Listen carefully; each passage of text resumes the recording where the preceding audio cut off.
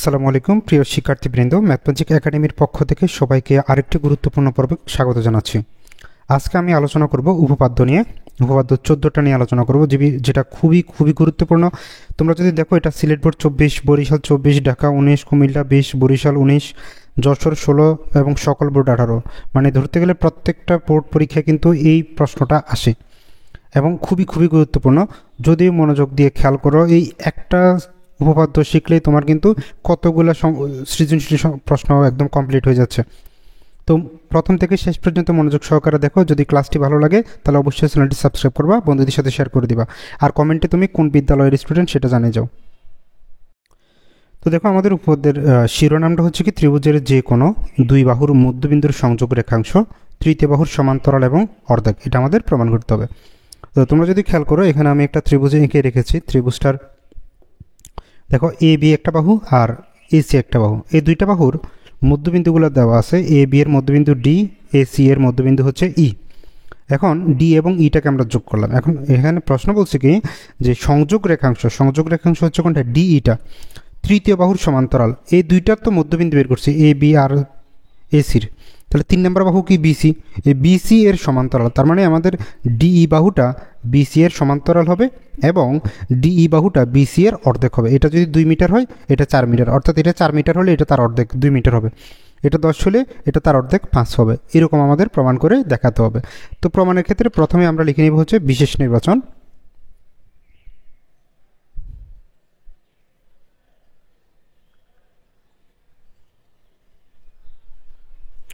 বিশেষ নির্বাচন, আপনার এটাকে নির্বাচন লিখেন না, আবার এটা বিশেষ নির্বাচন। বিশেষ নির্বাচন মানে আমাদের যে প্রশ্নটা আছে সেটাকে আমরা চিত্রের সাথে মিল করে একটু বর্ণনা দিব, আর কি বের করতে হবে সেটা লিখে দিব। বিশেষ নির্বাচনটা হবে কি, যে মনে করি ত্রিভুজ এ বি সি এর A B O A C বাহুর মধ্যবিন্দু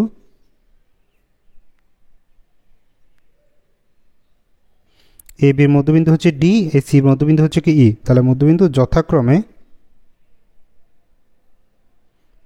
ডি এবং হচ্ছে ই। তো আমরা এখন কি করব, ডিই কে যোগ করব।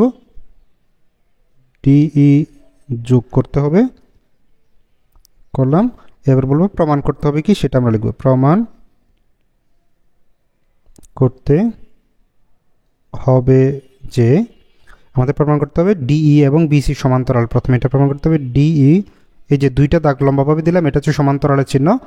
ডিই সমান্তরাল বিসি, এবং আরেকটা প্রমাণ করতে হবে ডিই সমান সমান হাফ অফ বিসি, বিসি এর অর্ধেক। এটা কিন্তু আপনাদের পরীক্ষায় এরকম জিজ্ঞেস করতে পারে যে প্রমাণ করো যে বিসি সমান সমান 2ডিই। এটা কিন্তু একই কথা। মানে তো এখানে আমার জিজ্ঞেস করলো যে ডিইটা বিসির অর্ধেক, আবার তোমাকে প্রশ্ন করতে পারে যে বিসিটা ডিই এর ডাবল। কথা কিন্তু ঘুরে ফিরে একটাই। তো আমাদের যেটা প্রমাণ করতে বলে আমরা কাজ সবগুলো একরকম করবো, লাস্টের লাইনে শুধু একটু চেঞ্জ করব। তো আসলে আমরা এখন প্রমাণ নেই। তো প্রমাণ করতে হলে আমাদের এই প্রমাণটা মিলাইতে হলে আমাদের একটু অঙ্কন করতে হবে। তো আমরা অঙ্কনটা কীভাবে করে খেয়াল করো। এই যে ডিই বাহুটা আমাদের এখানে আছে, এই ডিইটা যতটুকু আমরা ঠিক ততটুকু মাপ নিয়ে এদিকে বর্ধিত করব।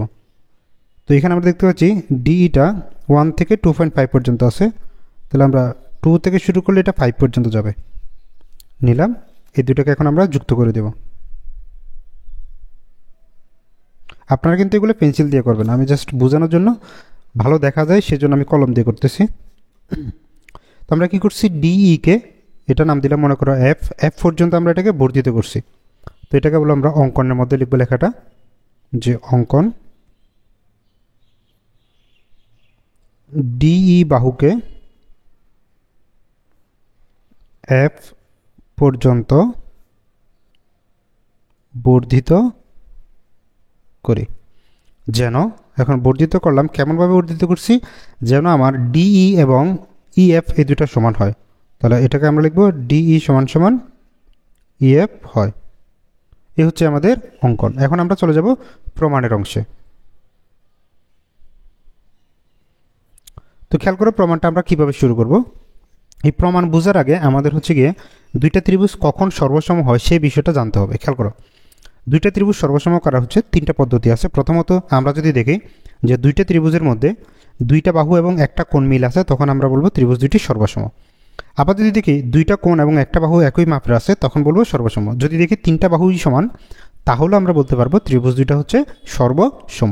তো প্রথমে আমরা যে কাজটা করবো, এখানে এই যে ত্রিভুজটা এখানে আছে, এটার নাম হচ্ছে কি এ ডি ই, আর এখানে আছে সি ই এফ। এই দুইটা ত্রিভুজকে আমরা প্রথমে সর্বসম তৈরি করব, মানে প্রমাণ করে দেখাবো।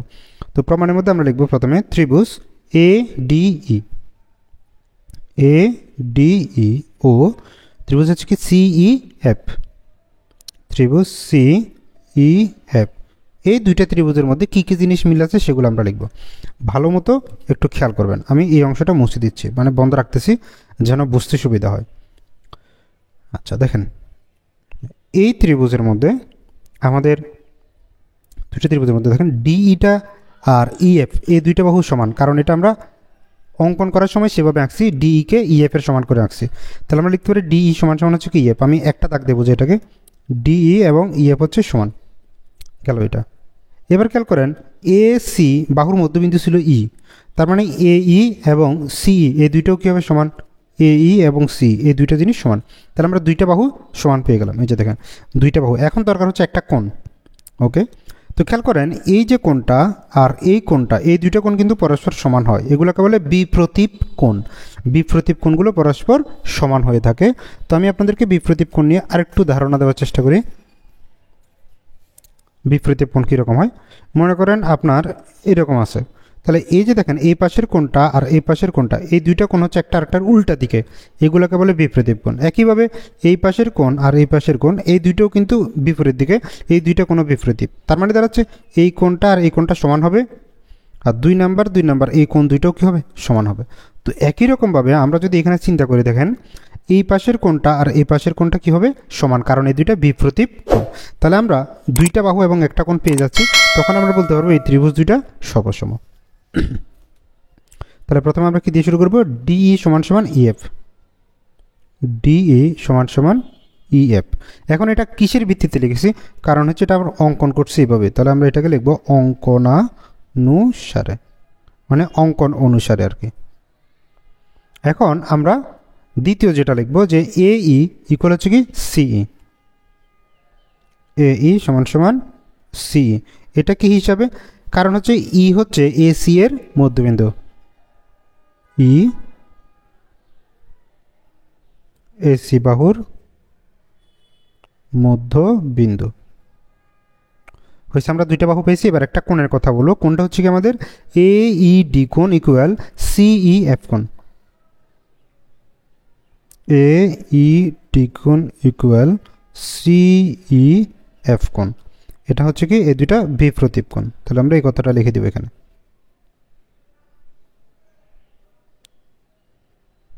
বিপ্রতীপ কোণ, এটা আকার। তাহলে একটা বাহু, দুইটা বাহু এবং একটা কোণ, দুইটা বাহু এবং একটা কোণ যেহেতু সমান, আমরা বলতে পারবো এই দুইটা ত্রিভুজ সর্বসম। তাহলে আমরা লিখবো যে সুতরাং ত্রিভুজ এ ডি ই, দুইটা দাগ দিব, উপরে যে এস এর মতো একটা ঢেউয়ের মতো করে দিব, এই চিহ্নটার নাম হচ্ছে সর্বসম। এ সিই এ ডিই সর্বসম হচ্ছে কি সিই এফ, ত্রিভুজ সিই এফ। আমরা ত্রিভুজ দুটো সর্বসম পেয়ে গেছি। এখন ত্রিভুজ দুটো যে সর্বসম পেলাম, এরপরে কাজটাকে সর্বসম করলে আমরা বুঝি কি এর বাকি আরেকটা বাহু, যে দুইটা বাহু সমান করলাম, আরেকটা বাহু বাকি আছে না, এই দুইটা বাহু আর হচ্ছে গিয়ে আমাদের এই দুইটা বাহুর কথা গেল, এই যে এডি বাহুটা আর সি এফ বাহুটার কথা কিন্তু আমরা বলে নাই। তাহলে এই দুইটা বাহু এখন কি হয়ে যাবে, সমান হয়ে যাবে, যেহেতু ত্রিভুজ দুইটা সর্বসম। এবং একই সাথে এই কোণটা আর এই কোণটা সমান হবে, এইখানকার কোণটা আর এইখানকার কোণটাও কী হয়ে যাবে সমান হয়ে যাবে সর্বসম হওয়ার ফলে। তাহলে আমরা এখন এই বিষয়টা উল্লেখ করব যে সুতরাং এ ডি ইকুয়াল হচ্ছে কি সিএফ, সুতরাং এ ডি ইকুয়াল সিএফ হয়ে গেছে এটা। এখন আমি আপনাদের বোঝানোর সুবিধার্থে চিত্রটা একটু আরেক জায়গায় এঁকে দেখাচ্ছি।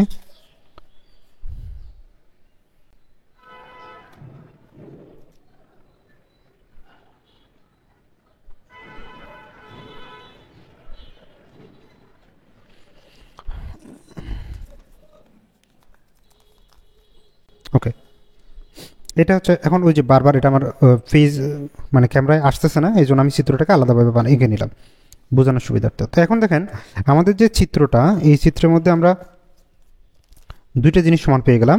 সেটা হচ্ছে কি আমাদের এই এডি বাহুটা এবং সিই বাহুটা সমান।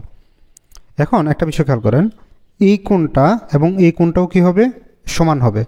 কেন? কারণ এই ত্রিভুজটা আর এই ত্রিভুজটা সর্বসম। আবার এই কোণটা এবং এই কোণটাও সমান হবে, কারণ ত্রিভুজ দুইটা সর্বসম। তাহলে আমরা এই দুইটা কোণের কথা এখন একটু লিখব। কোণটার নাম কি? এ ডি ই কোণ, আর এটার মধ্যে সি এফ ই কোণ। তাহলে এখানে আমরা লিখতে পারি যে সুতরাং এ ডি ই কোণ সমান সমান সি এফ ই কোণ।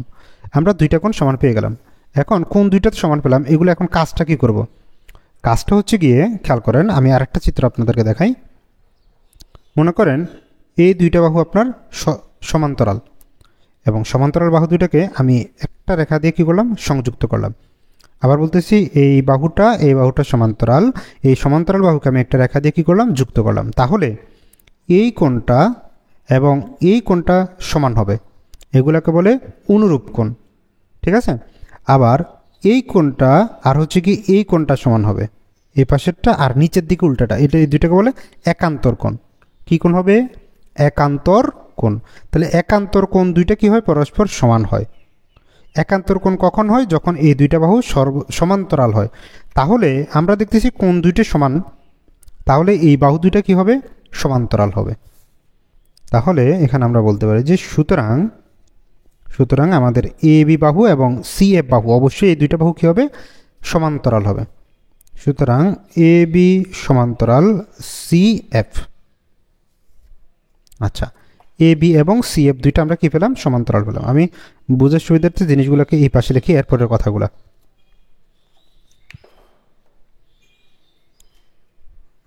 আচ্ছা, এবার একটা বিষয় খেয়াল করেন, আমাদের এই বাহুটা, এই পুরা বাহুটার মধ্যে শুধু আমরা ধরছি কোনটা? এই অংশটা, এডিটা এবং হচ্ছে সিএফটা সমান্তরাল।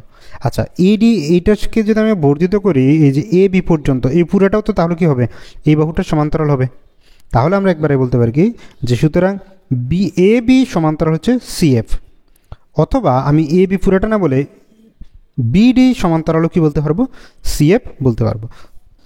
তো আমার প্রমাণের জন্য শুধুমাত্র বিডি অংশটাই দরকার, তাহলে আমরা লিখব বিডি সমান্তরাল সিএফ। এটা হচ্ছে কি এইখানকার পরের লাইন। সুতরাং এখান থেকে আমরা বলতে পারি যে বিডি সমান্তরাল সিএফ। তাহলে দেখেন এই দুইটা বাহু যদি সমান্তরাল হয় তাহলে আমরা বলবো কি যে বিসি ডিএফ এটা একটা সামান্তরিক হতে পারে। সুতরাং বিসি ডিএফ একটি সামান্তরিক। এখন কথা হচ্ছে সামান্তরিক কাদেরকে বলে? যদি কোনো চতুর্ভুজের সামান্তরিক হচ্ছে কি, যদি কোনো চতুর্ভুজের বিপরীত বাহুগুলো পরস্পর কি হয়? সমান্তরাল হয়, এবং বিপরীত বাহুগুলো পরস্পর সমান হয়, তখন এদেরকে কি বলে? সামান্তরিক বলে থাকে। তো আমরা যদি খেয়াল করি এই বাহুটা সমান্তরাল পাইছি, তাহলে আমাদের এই যে এই বাহুটা এবং এই বাহুটাও কী হবে? সমান্তরাল হবে। ভালো মতো খেয়াল করেন, এই পুরা বাহুটা এবং এই পুরা বাহুটা কী হবে? সমান্তরাল। সমান্তরাল যদি হয় এবং হচ্ছে কি সমান্তরাল এবং সমান হবে, এটা সমান্তরাল, আবার এই দুইটা বাহু কীও হবে? সমানও হবে। তাহলে এই দুইটা কথা আমরা লিখতে পারি যে সুতরাং বিসি সমান্তরাল হচ্ছে কি ডিই।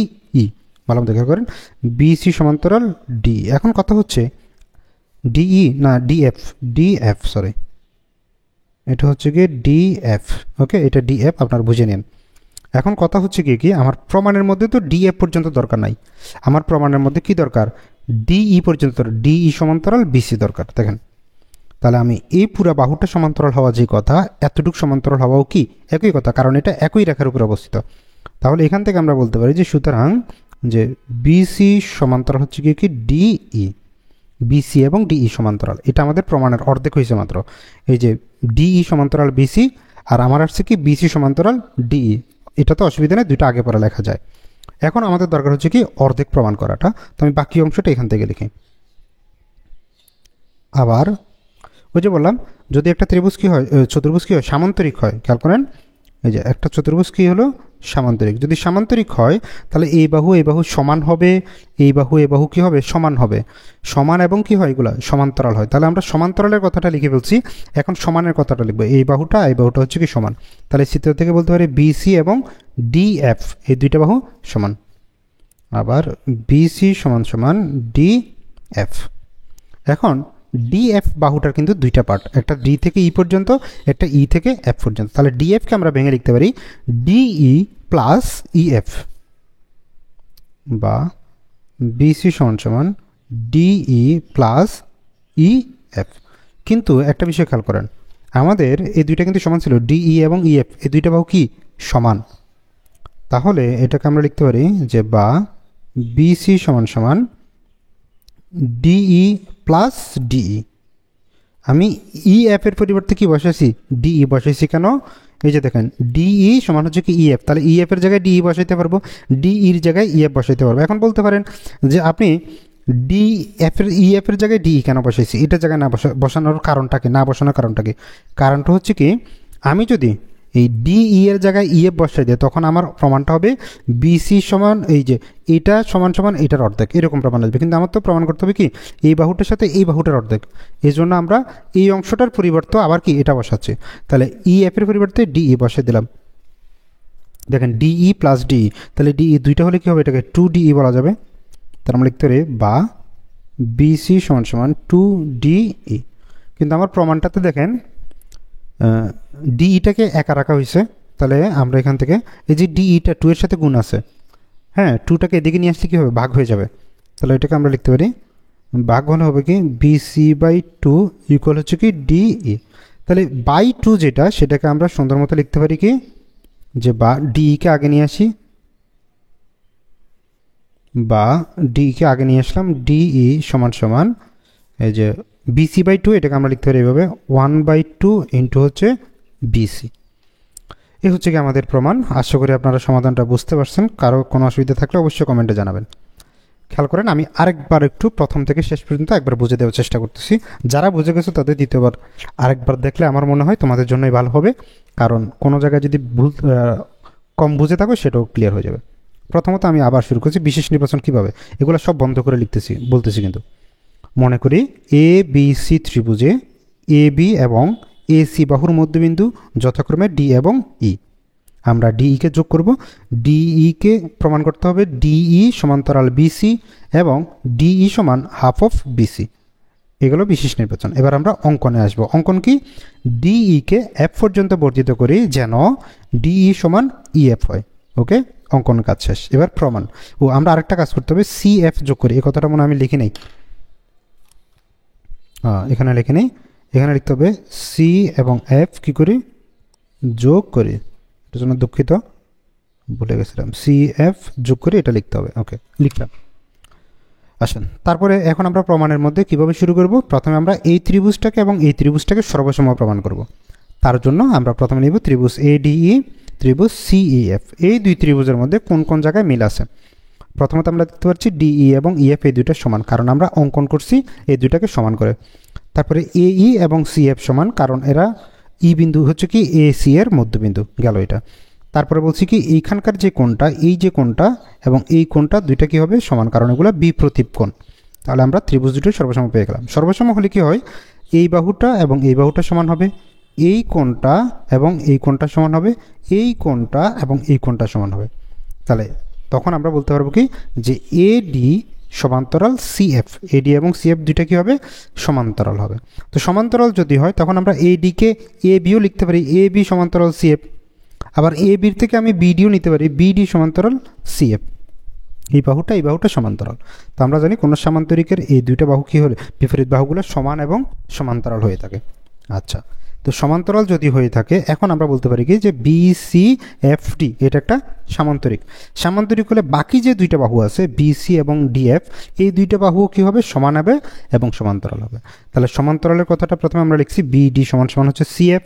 সিএফ এর পরিবর্তে আমরা যে কোথায় এটা, এখানে বিসি সমান্তরাল ডিই, ডিইর পরিবর্তে ডিএফ এর পরিবর্তে তখন আমরা লিখতে পারবো কি ডিই। এটা কিন্তু ডিএফ বলেছিলাম, একটু ক্লিয়ার করে দিই পুরোটা কেটে ডিএফ, ওকে। হ্যাঁ, এই যে ডিএফ, তাহলে দুইটা যেহেতু সমান্তরাল, সমান্তরাল আমাদের অর্ধেক প্রমাণ হয়ে গেছে, এই প্রমাণটা হয়ে গেছে। এখন দরকার এই অংশটা দেখানো, ডিই সমান হাফ অফ বিসি। এখন কী করব, বিসি এবং ডিএফ কী হবে, সমান হবে, কারণ সমান্তরাল এবং সমান হয়। তাহলে সমান যেহেতু হবে, তাহলে আবার এই দুইটা, এই অংশটা সমান, এটাকে যদি আবার এটার উপরে বসাই, ডিই প্লাস ডিই হয়, তাহলে 2ডিই, এই যে ডিই প্লাস ডিই, তার মানে 2ডিই হবে।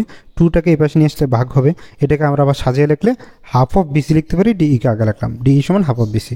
আর এই যে এটা বলছিলাম বিসি সমান 2ডিই, এটা হচ্ছে যে দেখেছো বিসি সমান 2ডিই, এতটুকু চলে আসছে। যদি এটা জিজ্ঞেস করতো তাহলে আমরা এতটুকু পর্যন্ত লিখেই বলে দিতাম প্রমাণিত। এই ছিল হচ্ছে কি আমাদের উপপাদ্য 14 নম্বরের সমাধান। অনেক অনেক গুরুত্বপূর্ণ, আপনাদের কিন্তু ম্যাক্সিমাম পরীক্ষার মধ্যে এটা আসে। আমি কোন কোন বোর্ডের প্রশ্নটা আছে সেটা আপনাদেরকে লিখে দিয়েছি।